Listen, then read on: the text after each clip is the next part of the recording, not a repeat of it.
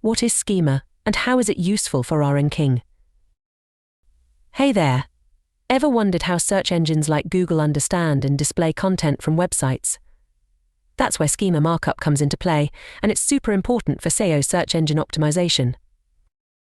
So imagine you're a chef and you're preparing a dish. You need to label each ingredient correctly so others know what they are, right? Schema markup works similarly for your website.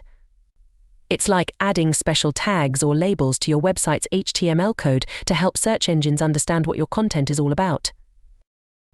When you use schema markup, you're essentially telling search engines important details about your content, like what's the title of your article, who's the author, when it was published, and so on. This structured data helps search engines create those fancy-looking search results you see sometimes, with extra information like ratings, prices, or even cooking times if we stick with the chef analogy. Why does this matter for SEO? Well, when search engines understand your content better, they're more likely to show it to people searching for related topics. Plus, those enhanced search results with extra info tend to catch people's attention more, leading to more clicks to your website. So by using schema markup, you're not only helping search engines understand your content, but you're also making it more attractive and clickable for users.